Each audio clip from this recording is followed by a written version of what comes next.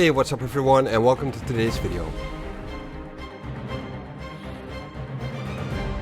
This episode will guide you through the issues of the Uncanny X-Men, published by Marvel Comics in 1983.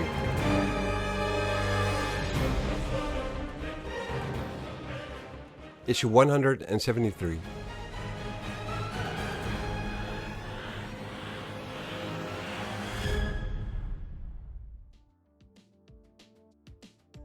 Things are getting rowdy in the Ginza district of Tokyo.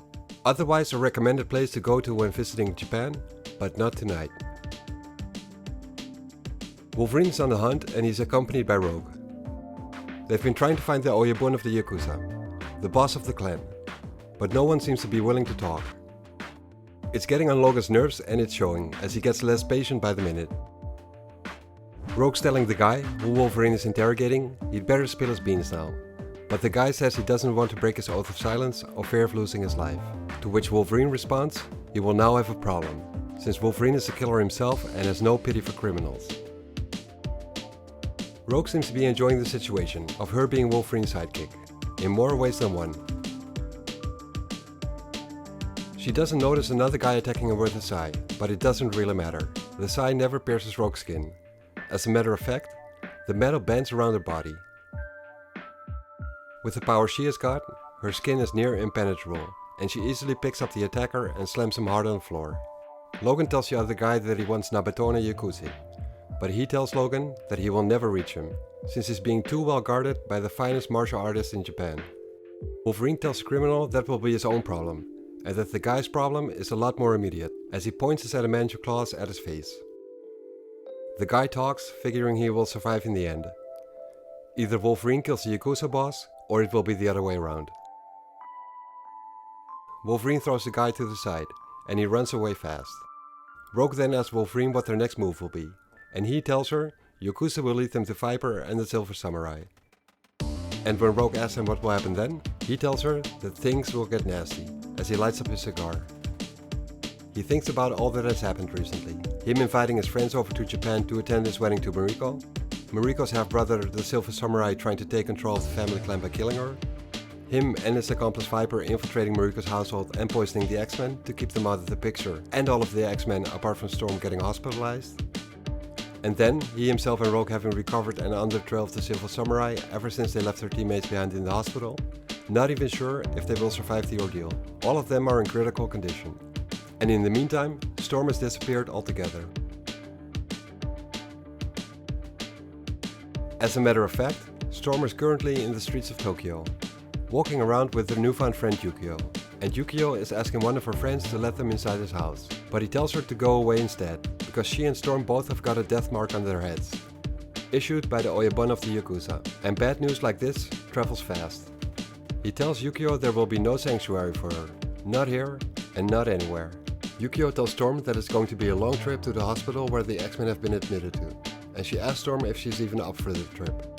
But Storm then points out to her that that decision has just been taken out of their hands, since there's people waiting for them down the alley. 6 people in total. Yukio likes a challenge, even though they are considerably outnumbered. Storm thinks to herself just how crazy Yukio is. They are pretty much facing certain death with these odds, but Yukio doesn't seem to care. She remains as lighthearted as ever, regardless of them being cornered in the alley, unarmed and wounded. And in Storm's case, scared of using her powers again, as she seems to have lost control over them. She's starting to see things Yukio's way and figured that they can only die once.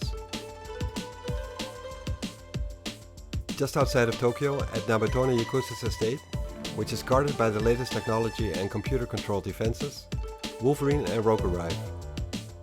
With Rogue's powers of flight, they bypass the first line of defense fairly easily. Wolverine uses his heightened senses and notices only residual sense. There are no guards currently present. Wolverine tells Rogue to stay close, stay quiet and follow his lead.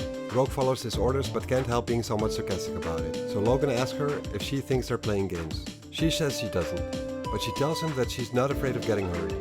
It's one of the benefits of her being near invulnerable, as she walks straight up, whereas Logan is crouching and staying low. He tells her those are some famous last words, and she tells him he sounds kind of jealous. Wolverine does not respond to that, but he tells her he senses someone downstairs, alone.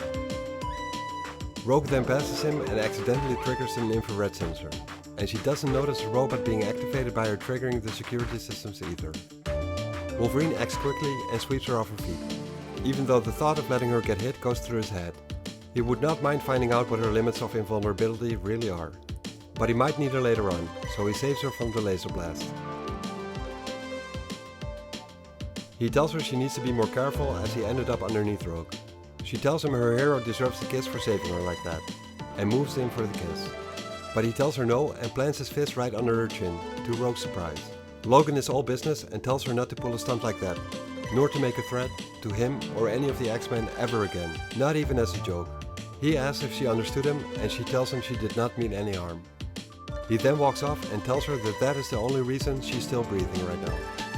He then thinks about Rogue and her powers and about his old friend Carol Danvers, who she recently used her powers on and stole her whole personality from, along with the powers, leaving her a blank slate, something he will not easily forget nor forgive her.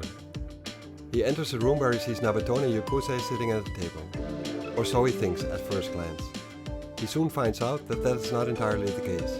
Rogue asks what the smell is and Logan tells her it's the smell of decay. Apparently Nabatone has died over a week ago, and his corpse has been sitting here for about over a week as far as he can tell.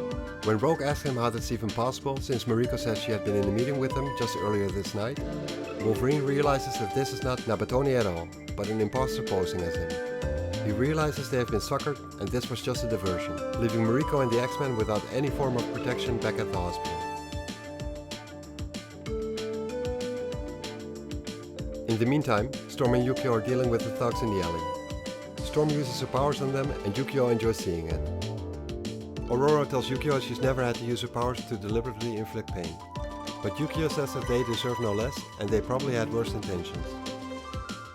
She's able to convince Storm to not feel guilty about it and Storm tells her she's right, as she welcomes the infectious madness of Yukio.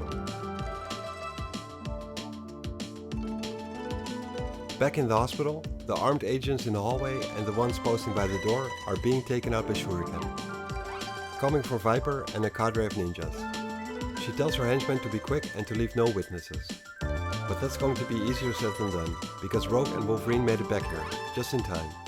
Rogue attacks the ninjas and Viper by scooping them with beams of wood, and smashes them right through the wall of the hospital to drop them in the courtyard. Viper tells them to kill her. She's only one girl and despite her powers, they are Japan's deadliest killers. As the ninjas follow her commands, she herself leaves the scene to find her partner, the Silver Samurai, who is still somewhere in the hospital. Wolverine has found him first though, telling him to come out and show his face if he dares. He tells Wolverine he dares alright, and when Wolverine asks him why he brought an army then, he tells Wolverine that he does not need help to claim his birthright, nor to deal with him, as he charges at him with his energy blade. His sword can cut through almost anything, but not through the strongest metal on Earth, not through adamantium, the metal Wolverine's claws are made out of and his entire skeleton is laced with. They both survive each other's initial attack, but it doesn't stop there.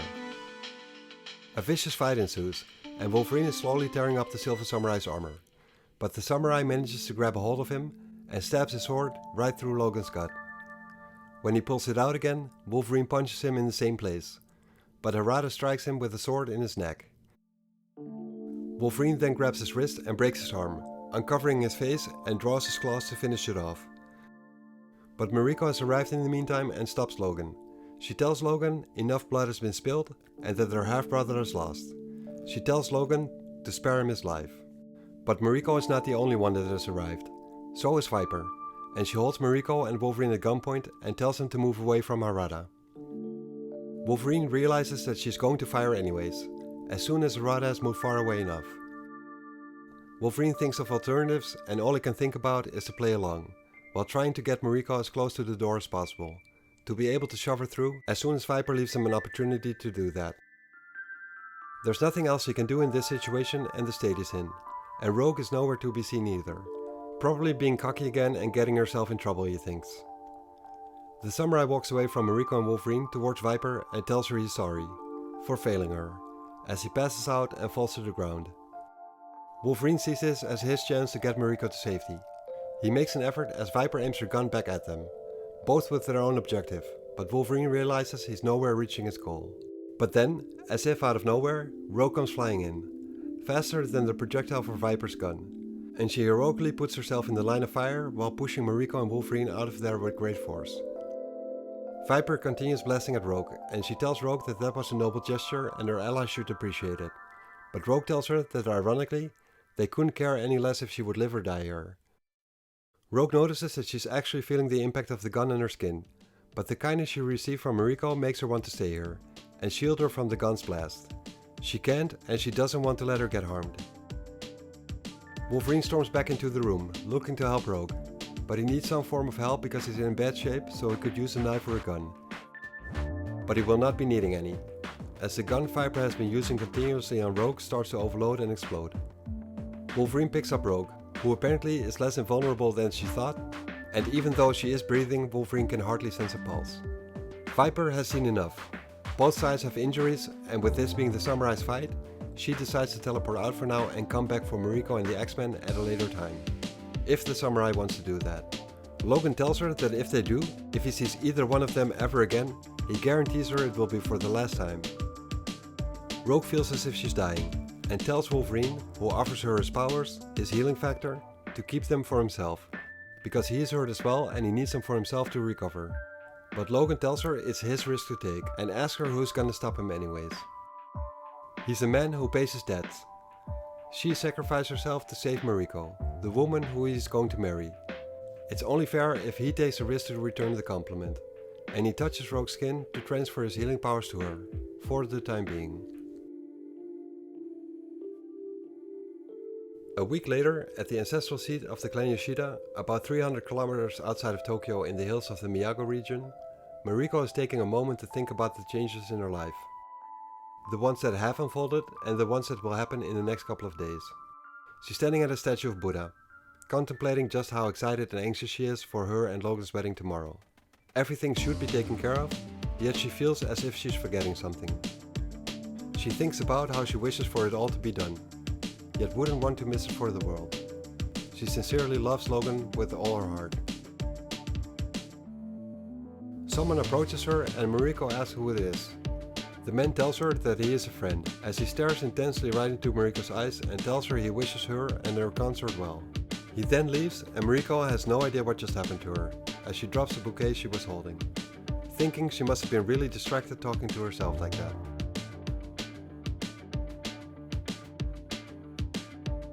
The next day, Logan is wary of the tensions in the air, which is logical because today should be the happiest day of his life, yet there's something going on which he just can't grasp. There's been no sign of the Silver Samurai nor of the Viper ever since they had a fight back in Tokyo. But he knows them showing up in the middle of the ceremony would be something they could very well be doing. He'll feel better when today's formalities will be over with.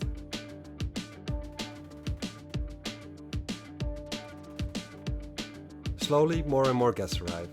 On top of the already present members of the X-Men team, Professor Xavier and Empress Lilandra. The new arrivals are the X-Men's former leader Cyclops, his father Corsair, his brother Havoc, and Polaris, Havoc's girlfriend. And Cyclops himself brought along and introduced to the rest of them his very special friend of his own, Madeline Pryor.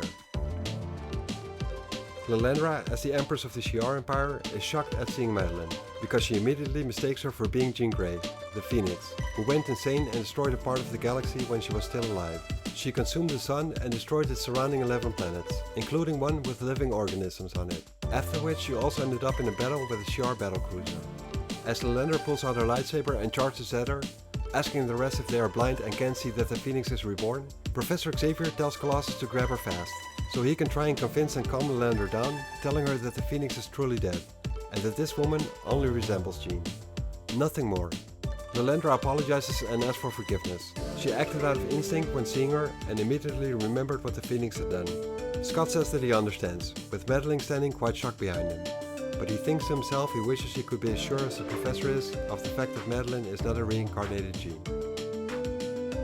Things settle down a bit as Storm arrives to join the party, but Aurora has changed.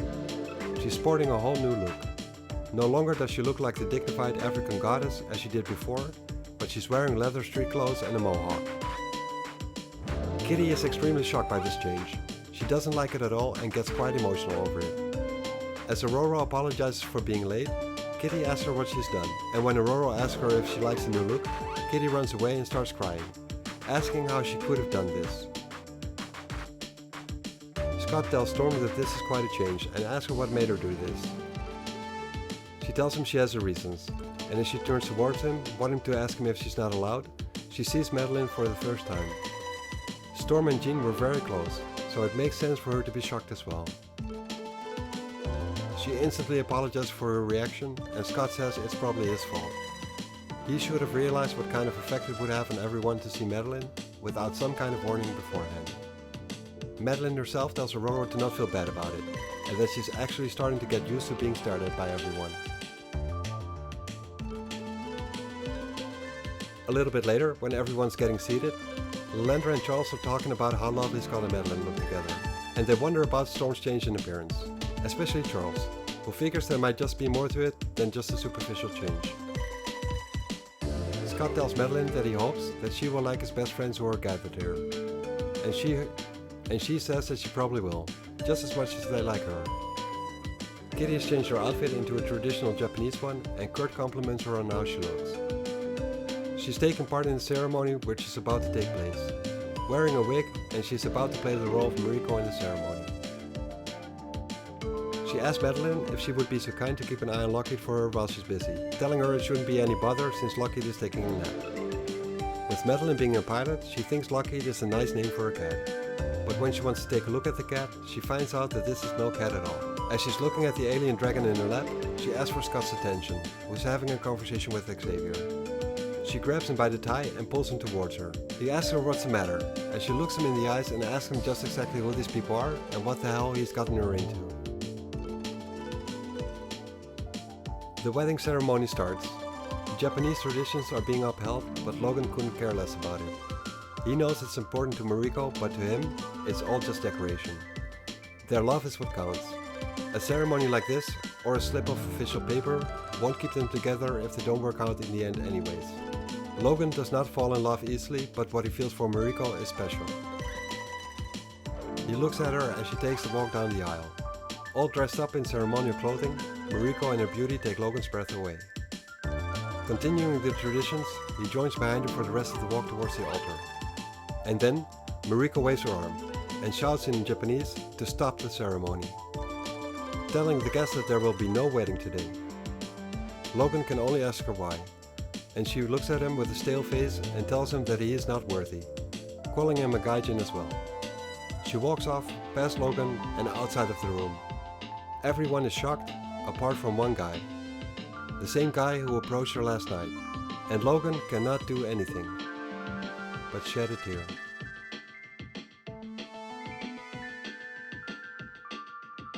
Thanks for watching this video, and I hope you enjoyed it. If you did, please consider liking the video and subscribing to the channel if you haven't done so already, because that will help me out in growing the channel and being able to produce more videos like this one. See you next episode.